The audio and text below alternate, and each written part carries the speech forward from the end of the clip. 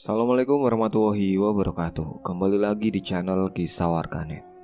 Kali ini ada sebuah cerita yang berjudul Rumah Keranda, yang ditulis oleh akun Facebook yang bernama Reni Sukesti. Tanpa banyak basa-basi lagi, mari kita masuk ke ceritanya.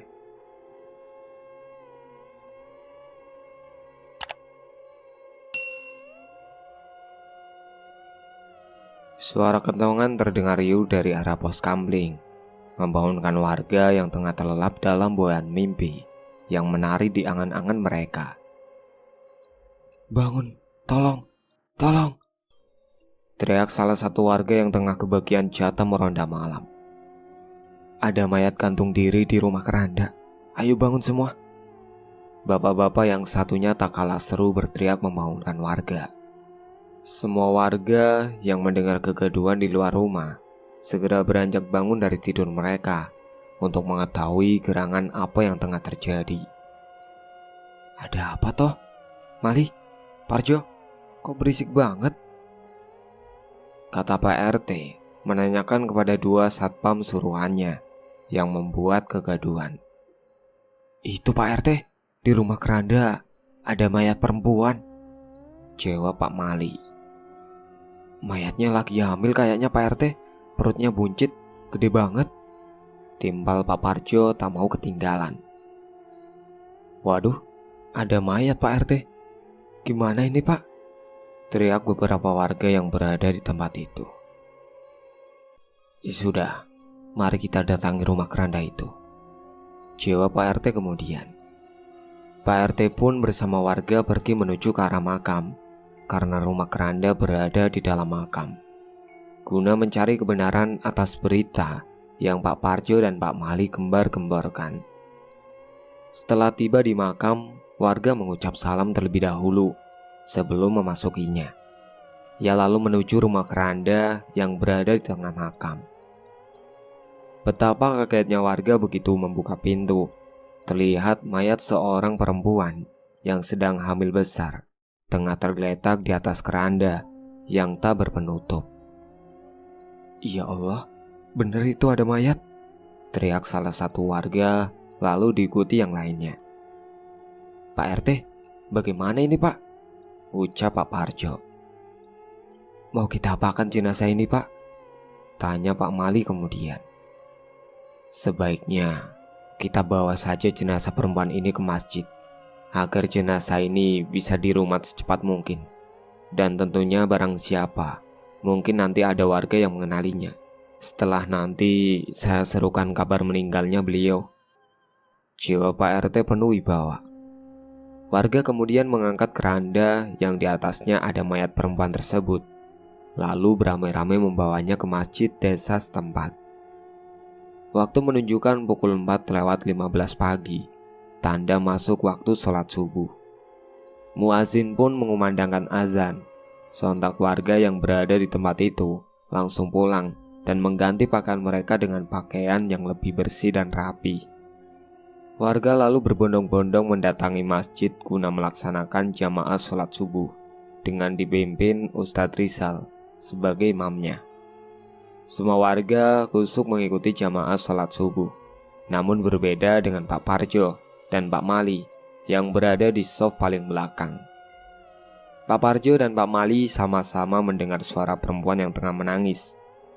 Dalam keadaan masih sholat, keduanya bergidik ngeri karena lampu yang terletak di teras, tepatnya di atas keranda yang ada jenazah tersebut, tiba-tiba mati dan ditangkap ekor kedua mata Pak Parjo dan Pak Mali. Setelah sholat usai, warga dibuat kebingungan karena saat belum warga menjalankan jamaah sholat subuh, marbot yang mengurus masjid itu baru saja mengganti lampu yang berada di teras dan disaksikan oleh mereka pula. Namun belum juga sholat usai, lampu itu sudah mati lagi. "Astagfirullahaladzim, lampunya hidup!" teriak warga saat lampu di teras itu tiba-tiba hidup dengan sendirinya.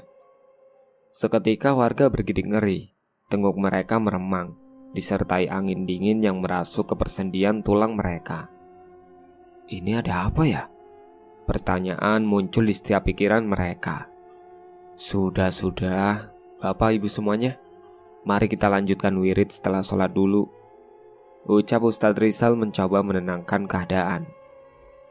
Parjo, Mali, kamu berdua jaga di depan, takut nanti ada apa-apa, bisik Pak RT yang berada di soft depannya Pak Mali dan Pak Parjo. Siap Pak RT, jawab Pak Mali dan Pak Parjo bersamaan. Pak Mali dan Pak Parjo pun keluar dari masjid dan berjalan di depan sesuai dengan instruksi dari Pak RT. Hingga tiba-tiba saat warga yang berjamaah tengah usuk wiridan ba'da subhi atau wiridan seusai menjalankan sholat subuh, Pak Mali dan Pak Parjo kembali merasakan suatu keganjilan saat berjaga di teras depan.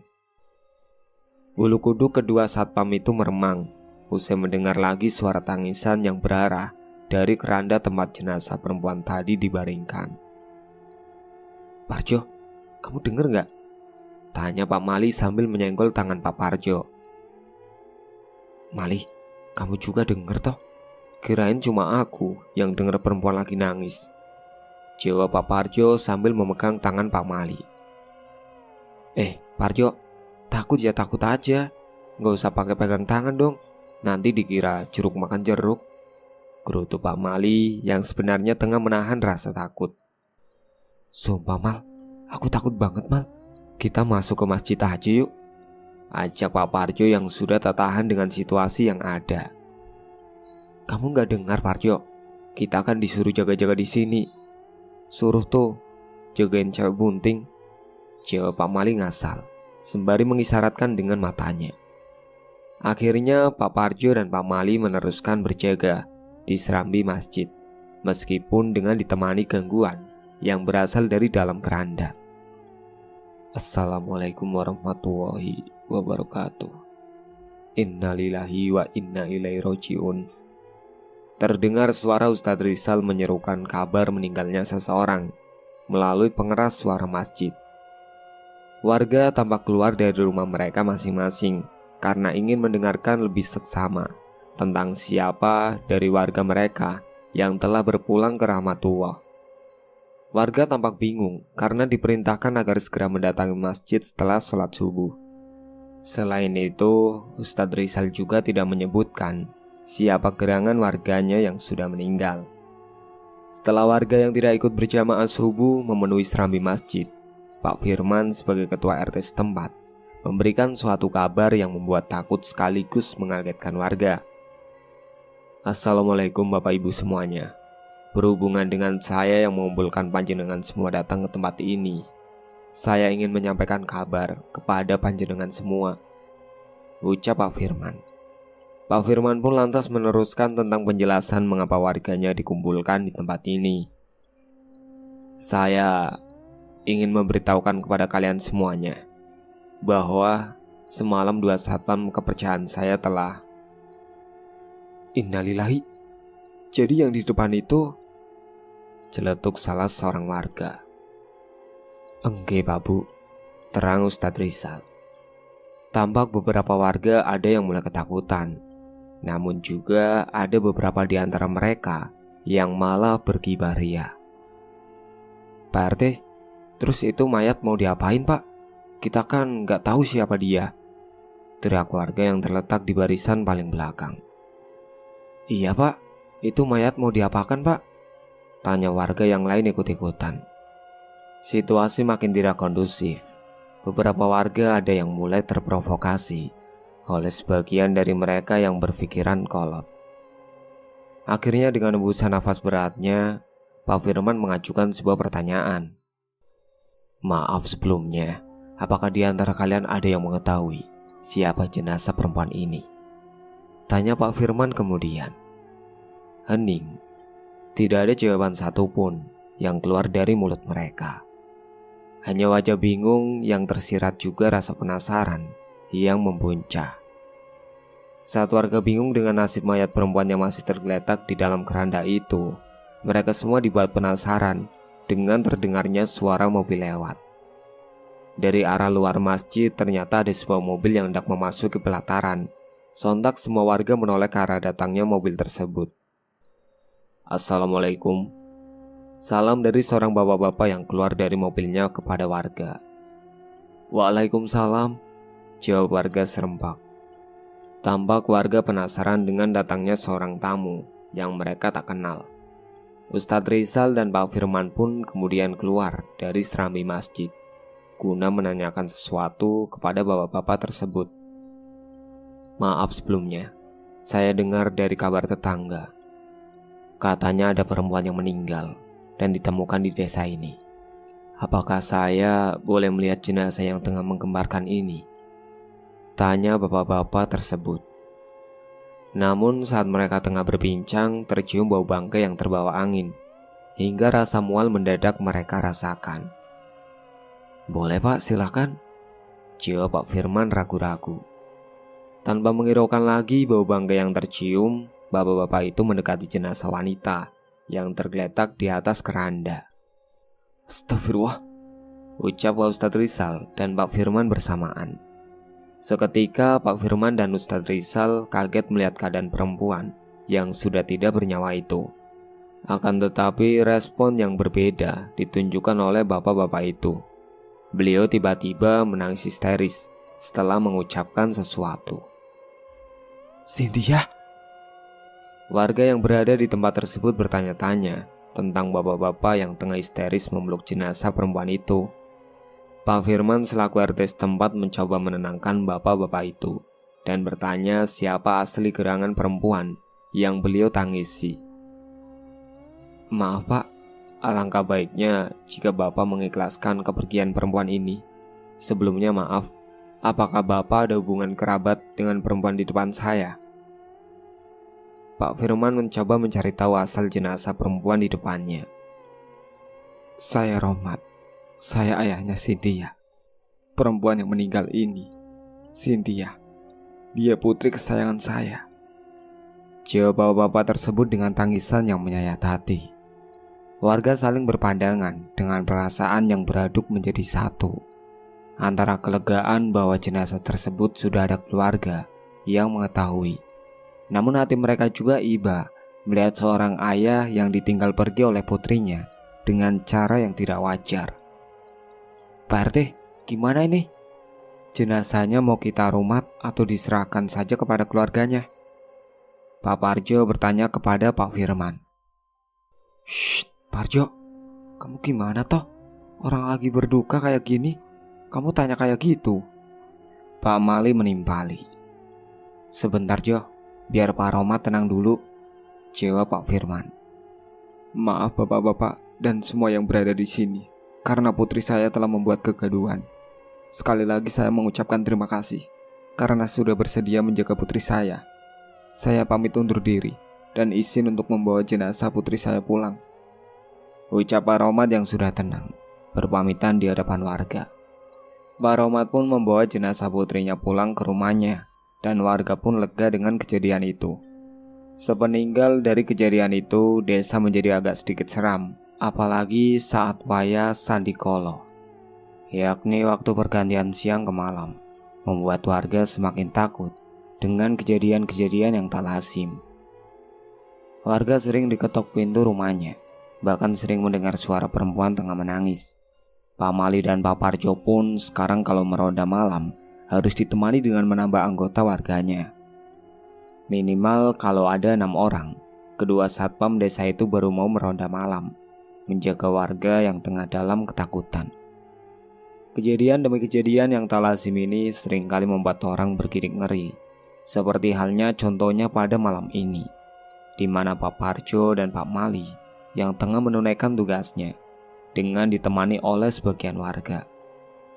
Pak Parjo yang biasanya selalu konyol dengan tingkahnya terlihat berbeda dengan malam ini saat meronda. Saat Pak Mali dengan warga yang tengah asik memainkan kartu diselingi dengan tawa, Pak Parjo hanya diam saja di pojokan.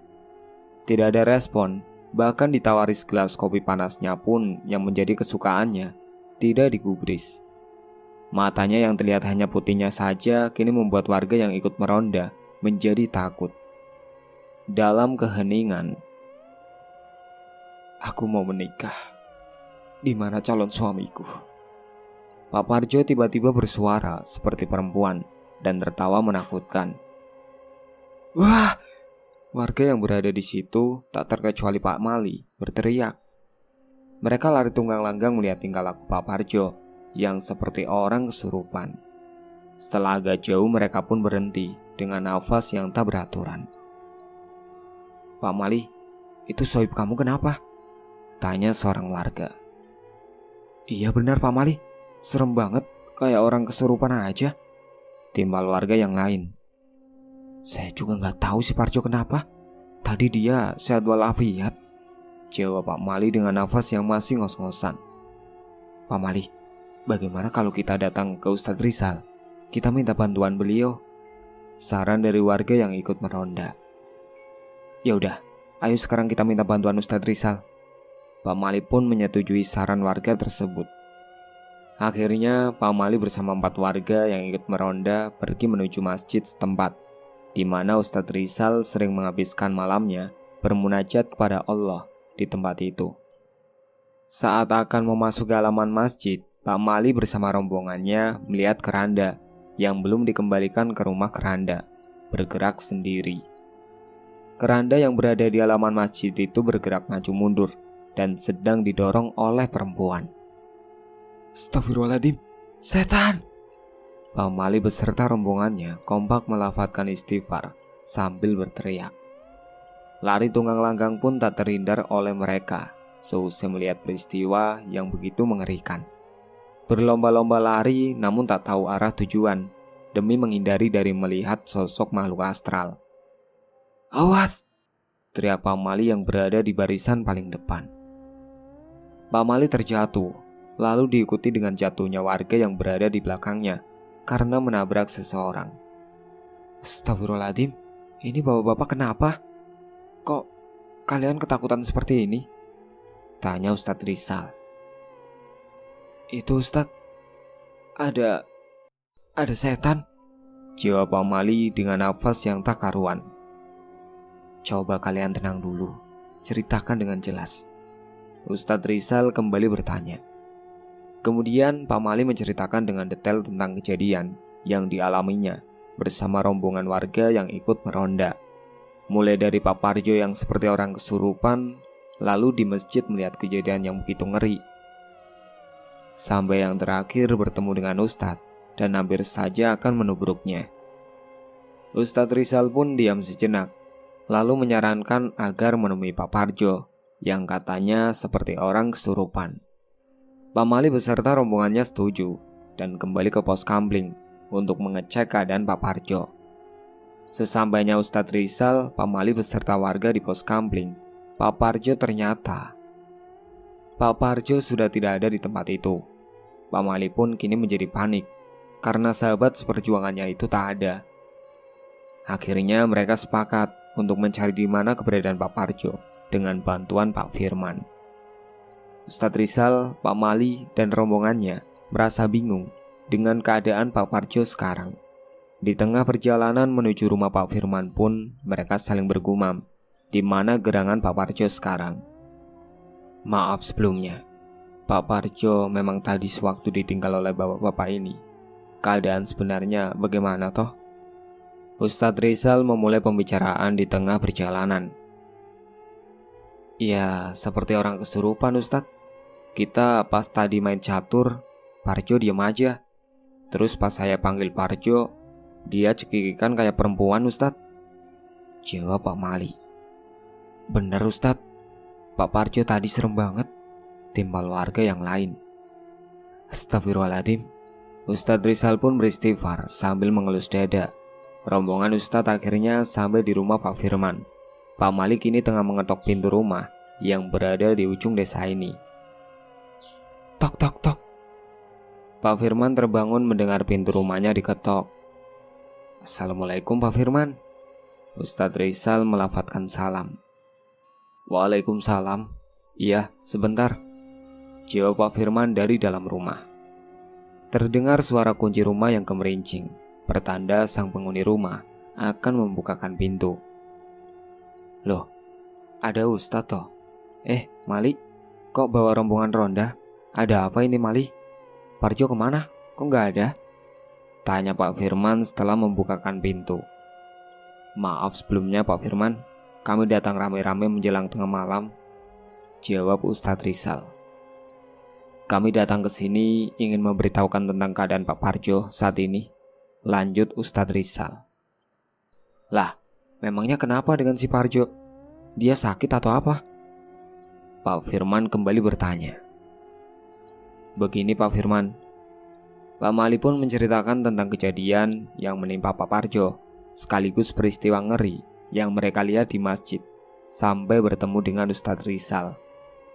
Pak Firman mengangguk-anggukan kepalanya, diam sejenak lalu memutuskan untuk pergi bersama rombongan ronda menuju kediaman Pak Parjo. Rombongan pun setuju dan berangkat menuju kediaman Pak Parjo. Seperempat jam mereka berjalan dan sampailah di rumah Pak Parjo yang nampak asri ditumbuhi bunga-bunga dan tanaman hias di pekarangan rumahnya. Tok tok tok. Assalamualaikum. Pak Firman mengucapkan salam. Waalaikumsalam. Terdengar suara perempuan menjawab salam dari dalam rumah. Pintu terbuka dan keluarlah seorang perempuan yang tak lain adalah istri dari Pak Parjo. Oh, ada Pak Firman, Ustadz Rizal, dan bapak-bapak juga. Mari silakan masuk. Istri Pak Parjo yang bernama Bu Sia mempersilakan masuk. Tidak usah Bu, kami hanya sekedar bertanya, apakah Parjo sudah pulang ke rumah atau belum? Ustadz Rizal bertanya. Kang Parjo belum pulang ini, bapak-bapak. Lah memangnya Kang Parjo kemana? Apa yang terjadi sama Kang Parjo, Pak? Bu Sia bertanya dengan penuh cemas. Pak Mali lalu menceritakan semua kejadian yang menimpa Pak Parjo, juga dengan kejadian yang menimpanya, beserta rombongan ronda. Ibu Sia menangis hingga membangunkan isi rumah sekaligus tetangganya. Tetangga Bu Sia nampak keluar rumah dan mencari asal muasal kegaduhan. Setelah beberapa warga berkumpul dan mendengarkan dengan seksama tentang apa yang telah diceritakan secara rinci oleh Pak Mali, warga pun beramai-ramai mencari keberadaan Pak Parjo. Namun sungguh sayang, hingga waktu menunjukkan akan masuknya waktu sholat subuh, Pak Parjo belum juga diketemukan. Dengan berat hati, warga pun pulang ke rumah mereka masing-masing dan mengganti pakaiannya dengan yang lebih rapi karena akan mengikuti jamaah subuh. Warga telah berkumpul di masjid dan sholat jamaah subuh pun dimulai dengan tenang dan khusyuk. Namun berbeda dengan Pak Mali dan rombongan ronda yang tadi malam mendapat jatah meronda. Orang-orang tersebut nampak ketakutan mengingat kejadian di halaman masjid tadi malam. Nampak wajahnya kegelisahan, walau mereka sedang bersama banyak jamaah yang lain dalam masjid. Sholat subuh pun usai. Ustadz Rizal memulai membuka pembicaraan setelah wiritan pada subuh rampung. Semua jemaah mendengarkan dengan seksama tentang rencana pencarian Pak Parjo yang belum juga ditemukan. Rizal menganjurkan. Namun sebelum Ustadz Rizal mengakhiri musyawarah, Ustadz Rizal menganjurkan agar keranda yang masih berada di halaman masjid supaya dikembalikan ke rumah keranda yang berada di tengah makam. Pak Mali beserta 3 warga mengikuti perintah dari Pak Firman untuk mengembalikan keranda ke rumahnya di makam. Sedangkan warga yang lain berpencar untuk melanjutkan kembali mencari di mana keberadaan Pak Parjo sekarang. Saat warga setempat tengah beramai-ramai mencari di mana Pak Parjo berada, di rumah Pak Parjo sendiri terlihat banyak ibu-ibu yang menemani Mbak Sia, di mana Mbak Sia tengah dalam keadaan yang memprihatinkan. Ya Allah, Kang Parjo, kamu di mana, Kang? Terdengar suara Mbak Sia yang tengah menangis sambil memanggil-manggil nama suaminya. Sabar Mbak Sia, semoga Pak Parjo segera diketemukan. Bu RT mencoba menenangkan Mbak Sia. Betul Mbak Sia, kita doakan saja semoga Pak Parjo lekas diketemukan. Timpal ibu-ibu yang lain. Ibu, bapakku gak pulang-pulang. Bapak kemana Bu? Terdengar suara anak Mbak Sia yang menangis pula. Kendo, Bapak nanti pulang kondok. Doakan saja bapakmu, Dok. Jawab Mbak Sia menguatkan putri semata wayangnya yang berusia 4 tahun itu. Pak Mali dan ketiga warga yang baru sampai di makam setelah menempuh waktu 20 menit karena jarak yang cukup jauh. langsung menuju ke rumah keranda yang berada di tengah makam. "Ya Allah, Parjo!" teriak Pak Mali begitu membuka pintu rumah keranda dan melihat Pak Parjo tengah tertidur di ruangan itu. "Kenapa Pak Mali?" teriak warga yang lain. "Ada apa Pak? Kok teriak Pak Parjo?" Warga yang satunya mengikuti. "Parjo ada di sini," jawab Pak Mali dengan kebingungan. "Mana Pak? Mana?" Warga yang berada di luar rumah keranda segera masuk ke dalam sambil bertanya. "Loh, Pak Mali, ini Pak Parjo, kok ada di sini?" tanya warga yang baru masuk kepada Pak Mali. "Saya juga nggak tahu Pak. Coba kamu berdua panggil warga yang lain. Aku sama kamu jaga di sini," perintah Pak Mali kepada kedua bapak-bapak tersebut. Kemudian kedua bapak-bapak tersebut pergi dari makam dan mencari warga lainnya yang juga tengah mencari keberadaan Pak Parjo. "Pak Firman, Pak Parjo sudah ketemu Pak," teriak salah satu bapak yang telah menemukan Pak Parjo. "Yang benar Pak, lalu di mana Parjo sekarang?" tanya Pak Firman. "Di rumah keranda Pak, ayo kita ke sana sekarang." Bapak itu pun menganjurkan agar mendatangi rumah keranda. "Sebentar Pak," jawab Pak Firman. "Ustadz Rizal, sebaiknya Ustadz memberitahukan warga yang lain untuk menghentikan pencarian, karena Pak Parjo sudah ketemu." Pak Firman memberikan saran kepada Ustadz yang tengah bersamanya mencari Pak Parjo tersebut. "Baik Pak, saya akan mengumumkan lewat pengeras suara dari masjid. Saya undur diri Pak. Assalamualaikum." Ustadz Rizal memberi salam sebelum undur diri menuju masjid. "Waalaikumsalam," jawab bapak-bapak serempak. Kemudian bapak-bapak tadi beserta Pak Firman mendatangi rumah keranda yang berada di tengah makam itu. Setelah sampai di rumah keranda tersebut, warga mencoba membangunkan Pak Parjo. Cukup lama untuk membangunkan Pak Parjo. Namun setelah Pak Parjo bangun dari pingsannya, Pak Parjo terlihat seperti orang linglung. Pak Parjo terlihat ketakutan, seperti orang yang dikejar setan. Selain itu, Pak Parjo juga tidak mau diajak pulang ke rumah dan berteriak tidak jelas. Baru setelah Ustadz Rizal datang dan membacakan Al-Fatihah, Pak Parjo mulai sadar, namun dalam keadaan yang sangat lemah. Hingga untuk berjalan pun harus dipapa oleh 2 orang. Pak Parjo lalu pulang dengan dipapa oleh Pak Mali dan 1 warga lainnya. Di perjalanan pulang, tiada henti Pak Parjo sering tiba-tiba kaget, merasa ketakutan, seperti sedang diawasi oleh sesuatu yang menakutkan. Pak Mali seperti merasakan sesuatu keanehan pada diri Pak Parjo, karena semasa hidupnya, Pak Parjo adalah sosok yang selalu ada di saat susah atau malangnya Pak Mali. "Jo, istighfar Jo." Tiada henti Pak Mali mengingatkan Pak Parjo di tengah perjalanan. Diam tak bersuara, badan gemetar dan lemas adalah keadaan yang tengah Pak Parjo rasakan. Setibanya di rumah, Pak Parjo disambut oleh anak dan istrinya, juga beserta ibu-ibu tetangga yang dari tadi menunggu kepulangan Pak Parjo. Pak Parjo lalu dibaringkan di kasur kamarnya.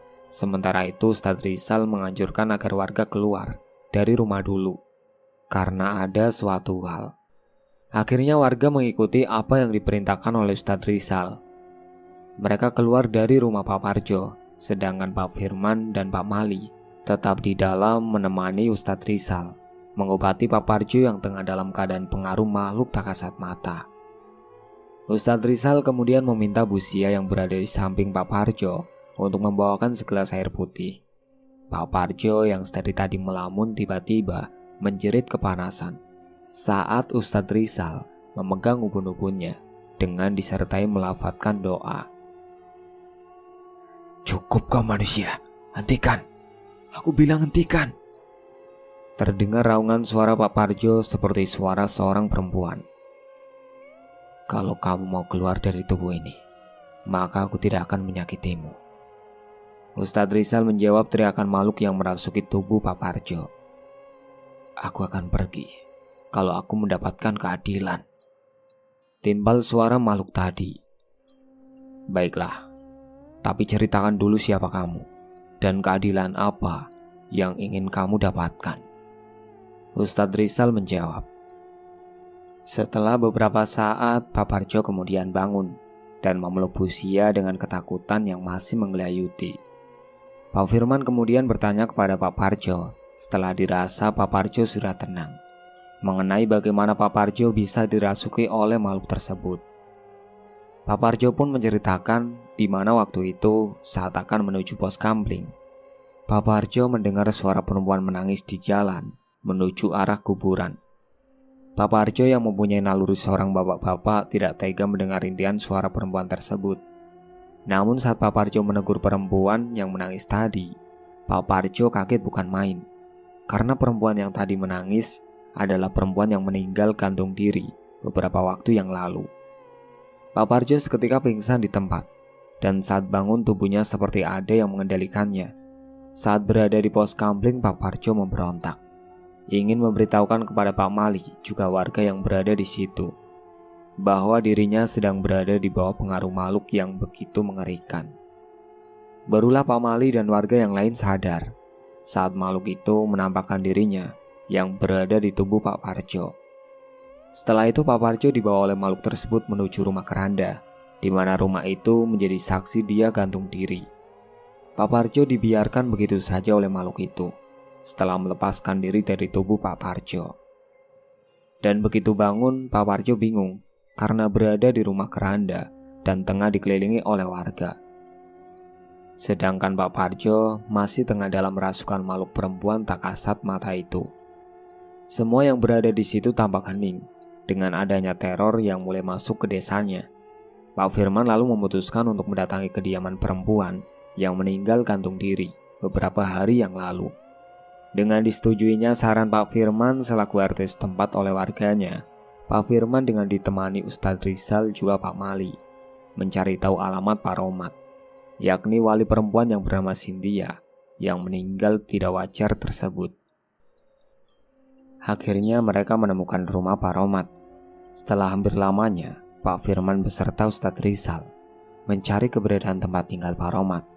Setelah 2 jam berkeliling ke desa tetangga, rumah yang begitu asri dengan ditumbuhi beberapa bunga dan tanaman obat, itulah rumah Pak Romat berada.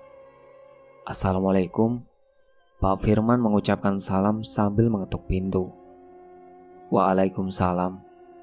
Tidak lama kemudian terdengar suara perempuan dari dalam rumah menjawab. Saat si pemilik rumah membukakan pintu, Pak Firman beserta rombongannya sudah berada di depan rumah dan sedikit membuat kaget sang pemilik rumah. Maaf, bapak-bapak ini siapa ya? Ibu-ibu yang membukakan pintu tersebut bertanya setelah mempersilahkan masuk.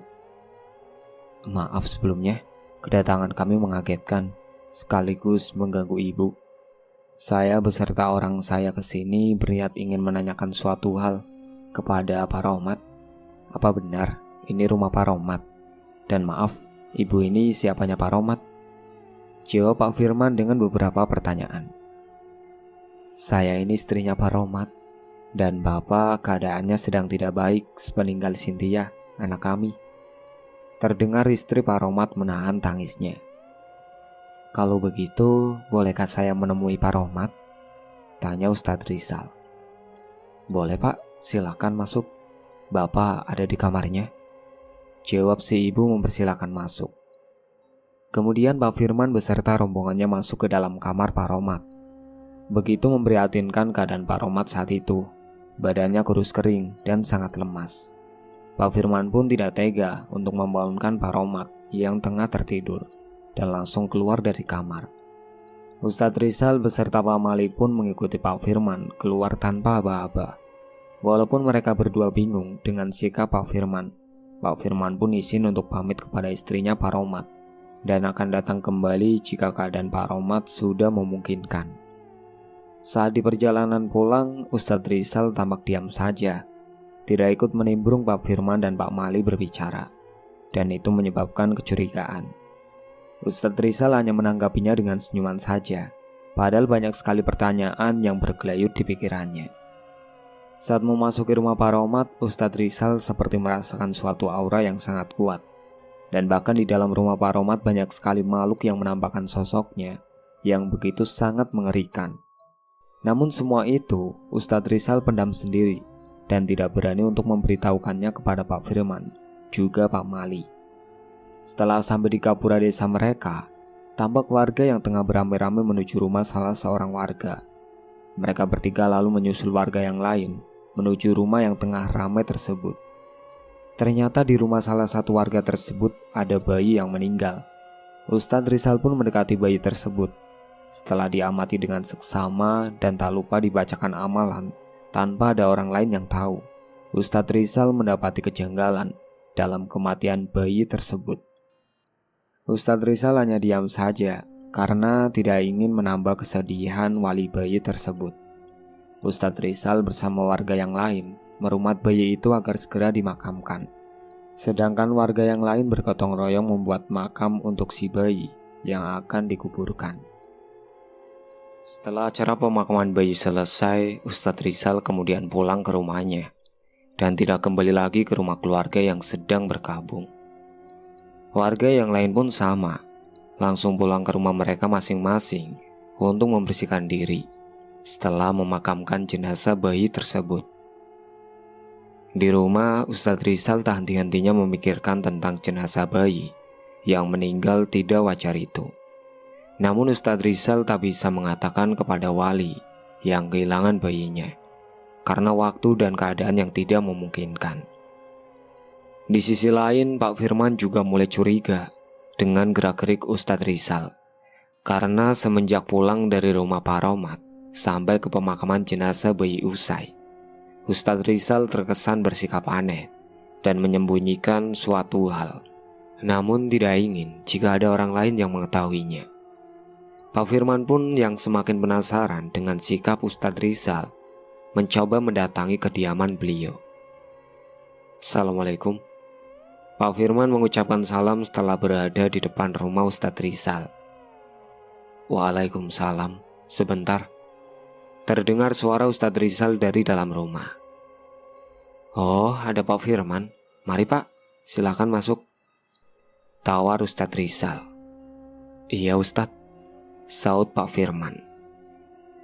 Pak Firman kemudian bertanya kepada Ustadz Rizal tentang sikapnya yang aneh sejak pulang dari rumah Pak Romat sampai pemakaman jenazah bayi itu selesai. Ustadz Rizal hanya menanggapinya dengan senyuman sambil berkata bahwa dirinya sedang tidak enak badan. Makanya Ustadz Rizal tidak banyak bicara waktu itu. Pak Firman pun sepertinya percaya dengan penuturan yang diberikan oleh Ustadz Rizal. Karena sewaktu Pak Firman berbicara dengan Ustadz Rizal sering bersin dan merah matanya. Setelah Pak Firman puas dengan jawaban yang diberikan oleh Ustadz Rizal, Pak Firman pun meminta izin untuk pamit. Ustadz Rizal mengantar Pak Firman sampai depan gerbang rumahnya, kemudian masuk ke rumah dan tiduran di kamarnya. Sebenarnya Ustadz Rizal ingin memberitahukan sesuatu hal yang dirasa ganjil menurutnya. Baik itu saat berkunjung ke rumah Pak Romat atau saat merumat jenazah bayi sebelum dimakamkan. Namun Ustadz Rizal berpendapat bahwa keganjilan yang ia rasakan sebaiknya ia telusuri dahulu sebelum memberitahu kepada orang lain. Malam harinya, Ustadz Rizal bersama warga lain menghadiri acara tahlilan di rumah warga yang tengah berkabung tersebut. Dari awal mulai hingga acara tersebut usai, Ustadz Rizal bernafas lega karena tidak ada kejadian aneh yang terjadi. Ustadz Rizal pun bersama warga lain pamit untuk pulang. Sesampainya di rumah, waktu menunjukkan pukul 10 malam. Ustadz Rizal pun langsung masuk ke kamar sholatnya. Kemudian melaksanakan 2 rakaat sholat sunnah. Lalu setelahnya mujadahan, tirakat. Itulah hal yang sedang dilakukan Ustadz Rizal. Bermunajat kepada Allah, meminta segala ampunan dan memohon keselamatan dunia akhirat. Setelah Ustadz Rizal tengah bermujadah, terdengar suara-suara begitu mencekam dan menyayat hati, meminta pertolongan. Tak gentar dengan suara tersebut, Ustadz Rizal meneruskan kembali mujadahannya saat mendapat gangguan. Baru saja suara-suara itu terhenti. Di dalam kamar sholat Ustadz Rizal, seperti ada angin yang besar yang datang. Ustadz Rizal lalu menyerukan bacaan mujadahnya agar tidak terganggu oleh mereka yang mencoba mengganggunya. Astagfirullahaladzim. Astagfirullahaladzim. Brak! Terdengar suara jendela yang terbuka dengan sendirinya. Ya Allah, aku memohon perlindunganmu. Dengan suasananya yang makin mencekam, Ustadz Rizal semakin mengusyukkan bacaan mujahadahnya. Akhirnya setelah beberapa saat, angin yang berembus kencang perlahan-lahan mulai menghilang, hingga Ustadz Rizal mengucap syukur. Setelah Ustadz Rizal selesai dari mujahadahnya, kembali dia akan menutup kaca jendela yang tadi sempat terbuka dengan sendirinya. Astagfirullahaladzim. Ucap Ustadz Rizal melihat sesosok tubuh perempuan yang tengah mengandung, terlihat oleh penetraan Ustadz Rizal. Iya, sosok itu tak lain adalah jenazah perempuan yang kemarin menggemparkan desa ini. Namun sosok perempuan itu tak lagi menakutkan seperti tempo hari yang lalu. Sosok perempuan itu nampak memprihatinkan dengan wajah memelas, memegangi perutnya yang membuncit. Saat Ustadz Rizal terdiam melihat ke arah sosok perempuan itu, ingin sekali beliau mengetahui sebenarnya apa yang tengah terjadi. Tok tok. Terdengar suara pintu diketuk. Ustadz Rizal lalu menoleh ke arah suara tersebut. Saat Ustadz Rizal kembali melihat ke arah di mana sosok perempuan itu mendatanginya, sosok perempuan itu sudah tidak ada lagi. Assalamualaikum. Terdengar ucapan salam dari luar. Waalaikumsalam. Ustadz Rizal menjawab dengan pandangan masih menyapu di luar jendela kamar sholatnya. Iya sebentar, ucap Ustadz Rizal lagi. Saat pintu sudah terbuka, nampak seorang perempuan dengan wajah lusuh di depan pintu rumahnya, tengah menggigil ketakutan. Ustadz, tolong saya Ustadz, ucap wanita itu. Astagfirullah, ya Allah, Mbak Mela kenapa? Saut Ustadz Rizal. Perempuan yang dini hari datang ke rumah Ustadz Rizal tak lain adalah ibu yang barusan kehilangan bayinya. Perempuan itu menangis dengan wajah yang memprihatinkan, memohon pertolongan kepada Ustadz Rizal. Ustadz Rizal nampak bingung dengan situasi ini. Perempuan itu meminta pertolongan, namun dengan segera dia pergi dari rumah Ustadz Rizal tanpa berkata apa-apa lagi. Ustadz Rizal seperti mendapat sesuatu yang membuat hatinya tidak tenang. Akhirnya setelah mengunci semua pintu rumahnya, Ustadz Rizal mendatangi perempuan yang baru kehilangan bayinya tersebut. Saat sampai di tempat yang dituju, nampak pemandangan yang begitu miris. Perempuan yang tadi mendatangi rumahnya menjerit histeris hingga mengundang warga yang tengah tertidur pulas.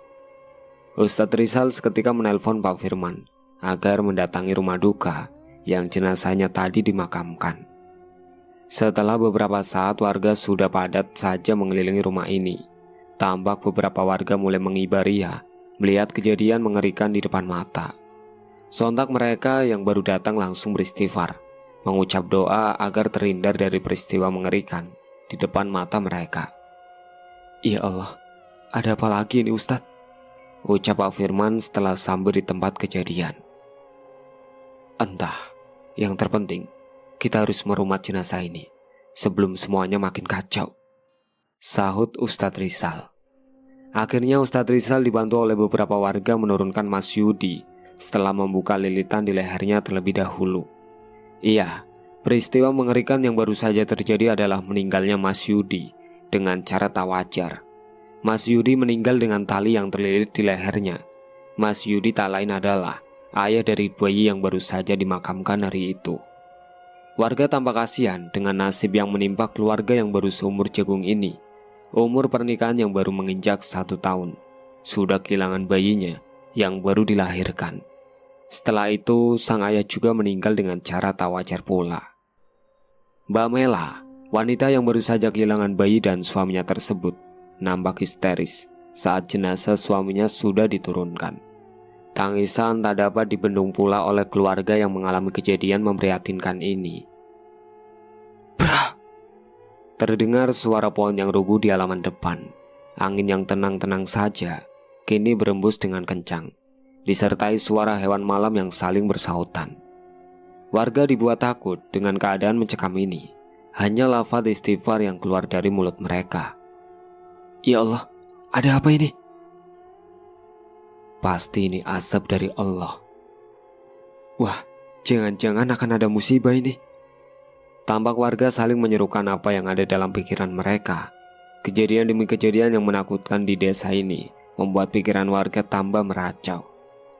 Angin pun seperti tak ingin membebaskan warga dari pikiran negatifnya. Teratak yang berada di depan rumah duka tiba-tiba ambruk dan hampir mengenai warga yang berada di bawahnya. Astagfirullahaladzim, ini pasti azab dari Allah. Keluarga ini pasti banyak salahnya, ucap salah seorang warga memprovokasi yang lain. Dengan rasa takut yang masih terselip di pikiran mereka, warga tampak bergotong royong menatap teratak yang barusan roboh itu. Mereka meletakkan bagian-bagian dari teratak yang rusak karena roboh di pinggir halaman. Takut kalau nanti ada angin besar lagi akan roboh setelah dipasang. Tampak keluarga yang tengah berduka itu merasakan rasa malu atas apa yang mereka alami. Bayi mereka yang mendadak meninggal tak wajar, lalu disusul sang ayah yang mati secara mengenaskan, serta kejadian aneh yang terus mengikuti. Pak Firman, Ustadz Rizal dan keluarga korban sepakat untuk memakamkan jenazah keesokan harinya, dikarenakan waktu dan suasananya yang tidak memungkinkan. Akhirnya Ustadz Rizal dan Pak Firman pulang ke rumah mereka masing-masing, sedangkan Pak Mali dibantu oleh beberapa warga menjaga rumah yang tengah berduka itu. Baru saja saat akan sampai di rumahnya, Ustadz Rizal teringat ini sudah mau masuk waktu sholat subuh. Alhasil Ustadz Rizal lalu tidak jadi mendatangi rumahnya dan berpindah haluan menyegerakan ke masjid desanya. Azan subuh kurang 15 menit lagi. Setelah berwudu, Ustadz Rizal lalu duduk dan bersikir. Tak ada yang dirasakan saat menit-menit awal, namun pada pertengahan tertangkap oleh ekor penetraannya lampu luar masjid yang tiba-tiba mati, hidup, mati, lalu hidup lagi.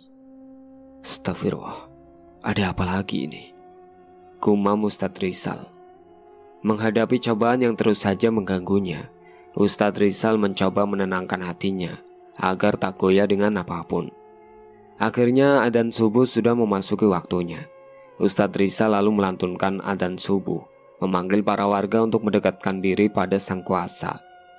10 menit kemudian warga sudah memenuhi aula masjid. Dengan penuh khusyuk, sholat subuh pun dilaksanakan. Tanpa diduga, warga yang berada pada shaf belakang mengalami kejadian menakutkan selama menjalankan sholat. Tolong. Mereka mendengar suara rintihan seorang perempuan.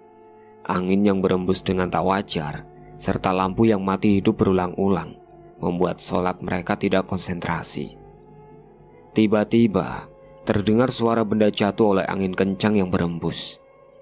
Baru setelah sholat selesai, mereka yang berada di shaf belakang menoleh ke arah teman-temannya dan segera memajukan barisan mereka. Sedangkan di tempat lain, yakni kediaman Mbak Mela, mereka tengah merasakan rasa takut yang amat sangat. Jenazah suaminya Mbak Mela alias Mas Yudi tiba-tiba terjatuh dari meja pembaringan jenazah yang digunakan untuk memandikan jenazah. Dengan segera mereka lalu membenarkan posisi jenazah ke tempat semula. Namun, kejadian menakutkan kembali mereka rasakan saat tiba-tiba mereka mendengar suara rintihan seorang perempuan. Belum juga selesai, kini Mbak Mela keluar dari rumah setelah mendengar suara tangisan seorang bayi. Keluarga yang melihat Mbak Mela keluar langsung mengikutinya, takut kalau terjadi sesuatu yang tidak mereka inginkan. Nak, kamu di mana, Nak? Ibu kangen kamu, Nak, teriak Mbak Mela.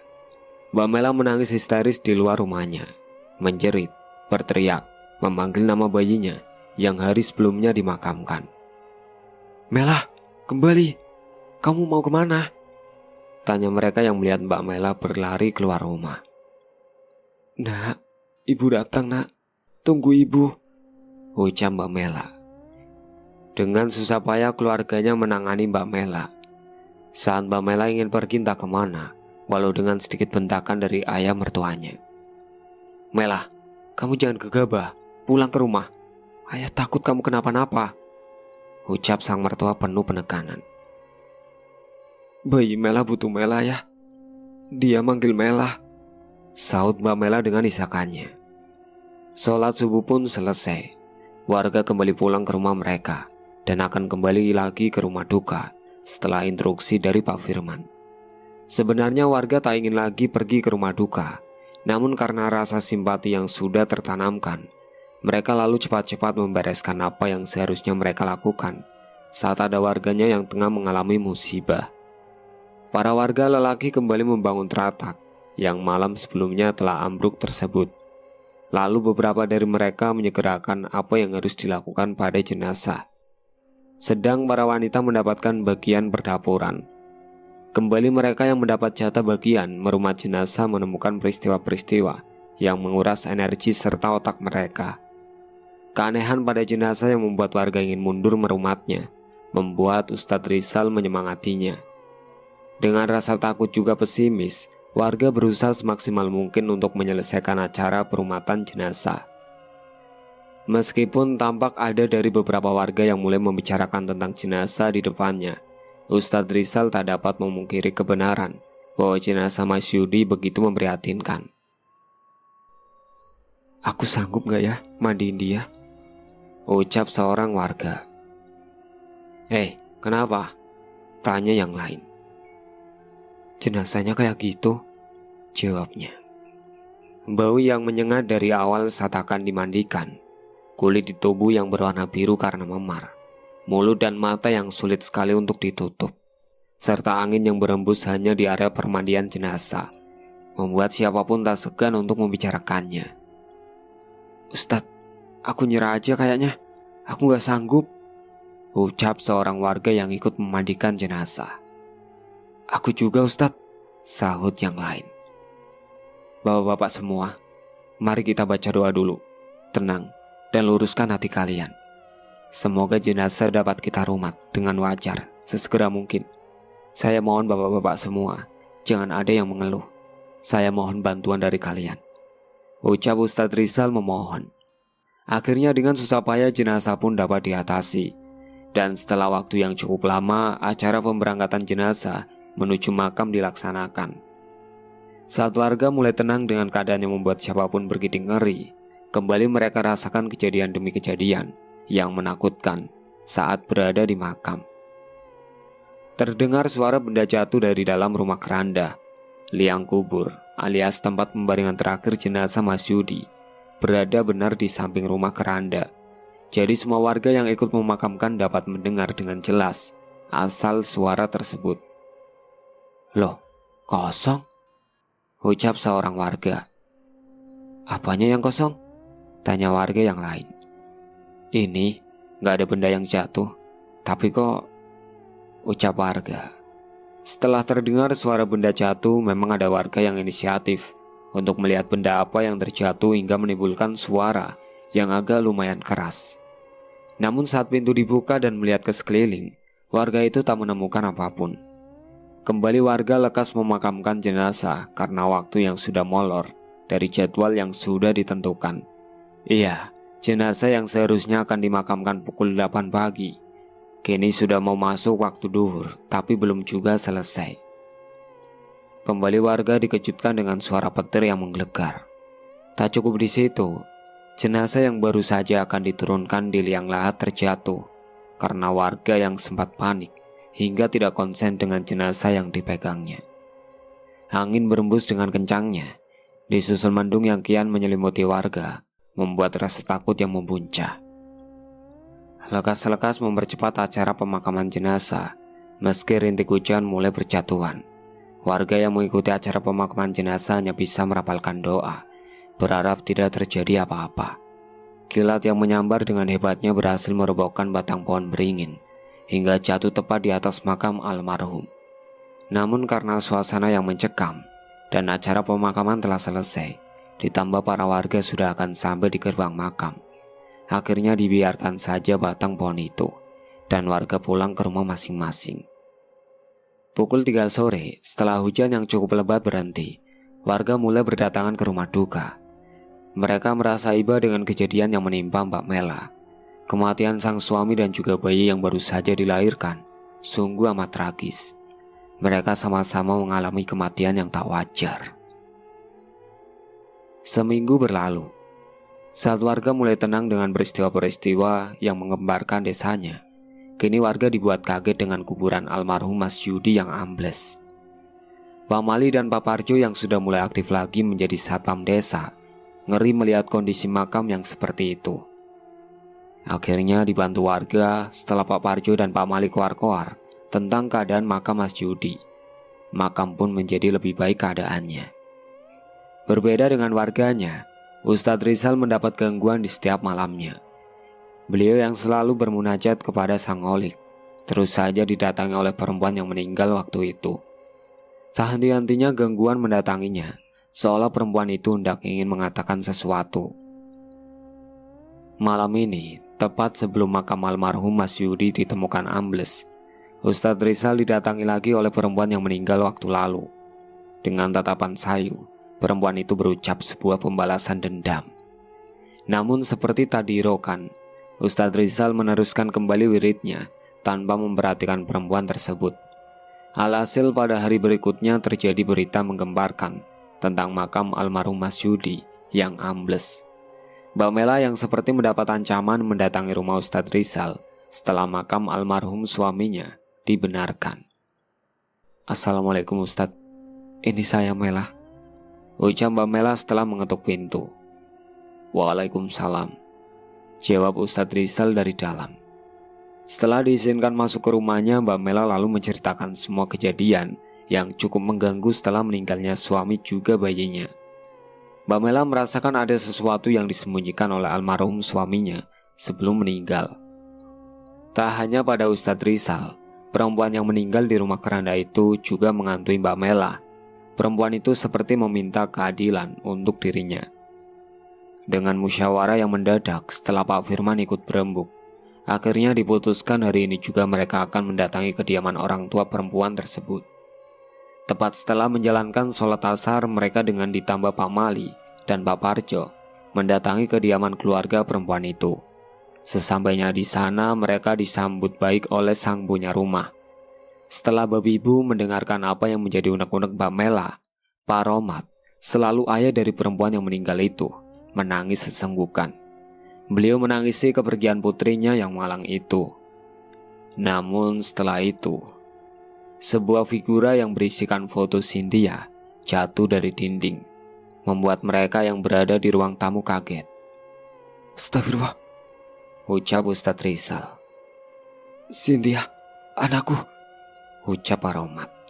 Seketika istri dari Pak Romat mengeluarkan air mata saat memungut puing-puing kaca yang berserakan, mengingat nasib tragis yang menimpa putrinya.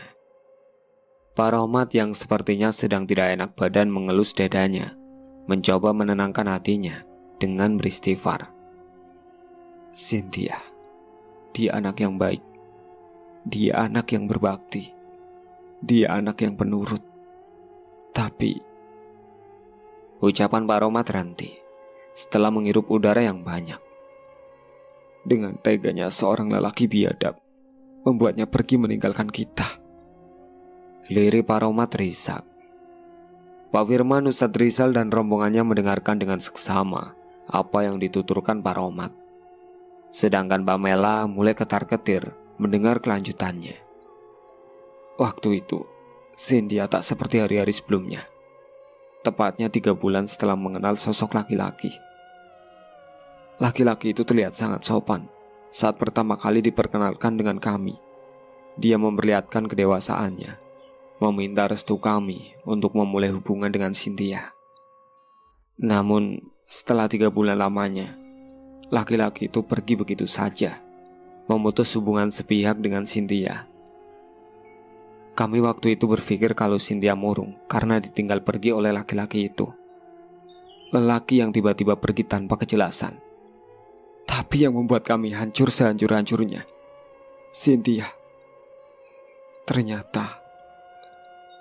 Pak Romat kembali menghirup udara yang terasa berat. "Cynthia hamil." Kedua orang tua Cynthia mulai menangis, mengingat nasib putrinya yang sangat memilukan. Sedang satu sisi Mbak Mela mulai merasakan kekhawatiran dan mulai menebak-nebak. Pak Romat lalu melanjutkan ceritanya. "Lelaki biadab itu tega meninggalkan Cynthia yang tengah hamil anaknya demi perempuan lain. Aku memang bodoh. Tak seharusnya aku memberi restu pada mereka sebelum mencari tahu dahulu latar belakang lelaki itu. Lelaki yang dengan tega melukai hati Cynthia tanpa disadari, dia sebenarnya juga melukai hati seorang perempuan lain, yaitu istrinya. Lelaki itu menerima perjodohan dengan seorang perempuan. Namun sayangnya, dia tidak mencintai istrinya, bahkan setelah menikah. Lalu setelah itu dia bertemu dengan Cynthia dan memulai sebuah hubungan. Namun setelah 3 bulan lamanya, lelaki itu pergi dari Cynthia setelah mengatakan bahwa dia sudah menikah dan istrinya dinyatakan positif hamil. Lelaki itu hanya pamit tanpa mendengarkan apa yang ingin Cynthia katakan. Iya, Cynthia mengadakan pertemuan dengannya untuk memberitahu bahwa dirinya sedang hamil anaknya. Namun belum juga kata itu terucap, lelaki itu pergi setelah meminta maaf tanpa mengetahui apa yang sebenarnya terjadi. Kami orang tua Cynthia mengetahui kalau Cynthia hamil saat perutnya mulai membesar. Kami bertanya tentang keadaannya, dan dengan segera putri kami meminta maaf, mengatakan kebenaran yang begitu menyesakkan dada. Kedua orang tua Cynthia menangis bersama.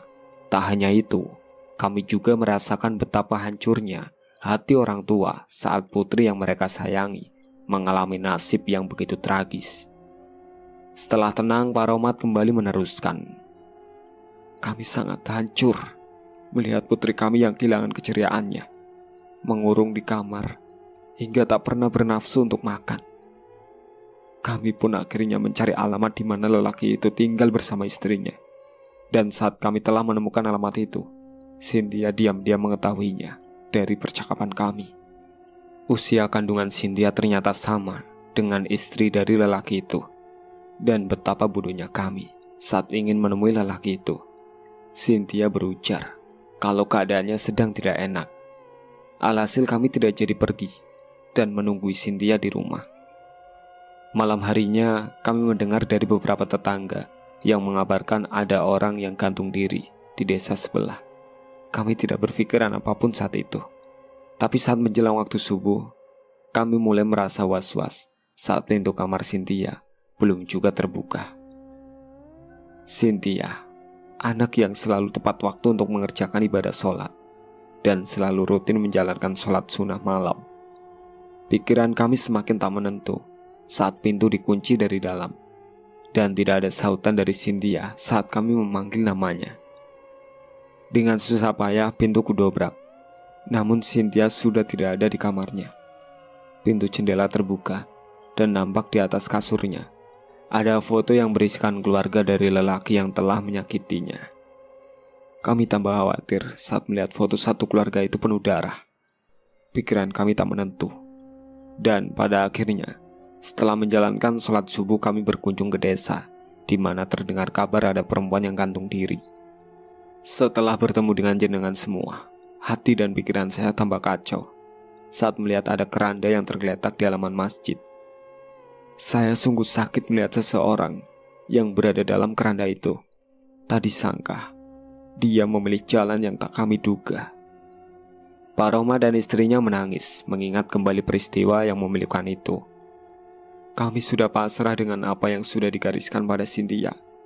Hanya saja, kami merasa Cynthia belum sepenuhnya merelakan nasibnya. Sudah beberapa hari, dia menemui kami dengan wajah sendunya. Namun saat kami ingin memeluknya, dia langsung menghilang. Pak Rohmat mengakhiri ceritanya. Semua yang berada dalam ruang tersebut begitu mengayatinya. Merasakan begitu hancurnya hati orang tua melihat nasib tragis putrinya. Mbak Mela hanya bisa menundukkan kepalanya, merasakan betapa hancurnya dia kalau berada di posisi Cynthia. Mbak Mela juga merutuki dirinya, mengapa bisa menyakiti hati seorang perempuan tanpa dia ketahui. Waktu menunjukkan pukul 9 malam saat mereka berpamitan dengan yang punya rumah. Dalam perjalanan pulang, mereka berpikir dengan otak mereka masing-masing. Hingga saat melewati area pemakaman, angin tiba-tiba berembus kencang dan merobohkan pohon di depan mereka, hingga membuat mereka berhenti. Tampak dari arah mereka akan pulang, terlihat sosok yang mengerikan dengan wajah penuh amarah. Sosok itu mengarahkan pandangannya jelas menuju Mbak Mela. Dengan penuh ketakutan, Mbak Mela lantas bersembunyi di belakang Ustadz Rizal. Astagfirullah. Sontak lafaz istighfar keluar dari mulut masing-masing. Ustadz, tolong saya Ustadz, lirih Mbak Mela. Perbanyak istighfar Mbak, suruh Ustadz Rizal kemudian. Sosok mengerikan itu lalu mendekat dengan seringainya yang menakutkan. Angin malam yang berembus ditambah sepinya tempat itu dari lalu lalang orang-orang membuat suasana yang makin mencekam. Biasanya jam segini masih ada orang maupun kendaraan yang seliweran, tapi mendadak kok nggak ada yang lewat ya, bisik Pak Parjo. Oh, mendadak sepi banget. Aduh, saya jadi pengen ngompol ini, balas Pak Mali kemudian. Kamu harus mati. Kata itu keluar dari sosok mengerikan, hingga membuat semua yang ada di tempat merasakan ketakutan. Nyawaku harus kamu bayar. Kamu yang membuatku seperti ini. Kamu yang membuatku berpisah dari Mas Yudi. Dan sekarang, kamu harus merasakan apa yang aku rasakan. Ucap sosok mengerikan itu penuh penekanan. Iya, sosok yang mengerikan tersebut adalah perempuan yang meninggal mengenaskan tempo hari. Setelah sebelumnya membuat huru-hara, hingga Pak Parjo menjadi salah satu korbannya. Istirahatlah kamu dengan tenang di alam sana. Tidak ada gunanya kamu menuntut atas apa yang tidak mereka pahami, ucap Ustadz Rizal pada sosok itu. Nyawa harus dibayar dengan nyawa, tekan sosok perempuan itu. Angin malam yang berembus kian kencang ditambah suara lolongan hewan malam terdengar dari segala penjuru, membuat ketakutan yang amat sangat. Pak Parjo dan Pak Mali saling berpelukan, merasakan ketakutan yang begitu besar. Mbak Mela dengan kekuatan yang dia miliki lantas bersuara. Tidak ada perempuan yang tidak tersakiti dalam hubungan ini. Kamu korban dari nafsu Mas Yudi. Aku pun juga bernasib sama sepertimu. Diselingkuhi setelah aku menikah dengannya. Dan selingkuhan itu adalah kamu. Kamu dan aku sama-sama mengandung anak dari Mas Yudi dengan nasib yang tak sama. Tapi mengapa kamu berbuat sedemikian terhadap bayiku? Aku tahu, kamu yang membuat bayiku meninggal dunia. Kamu juga yang meneror Mas Yudi, sampai-sampai dia mengakhiri hidupnya dengan cara yang tak wajar. Kamu pula yang menerorku dengan segala tipu dayamu, agar aku juga mati, sama seperti keluargaku. Mati dengan cara tak wajar. Teriak Mbak Mela berapi-api. Namun seperti membenarkan, sosok mengerikan itu tertawa menakutkan. Lalu dengan suaranya yang melengking, sosok perempuan itu mendekat dan berniat akan menyerang Mbak Mela.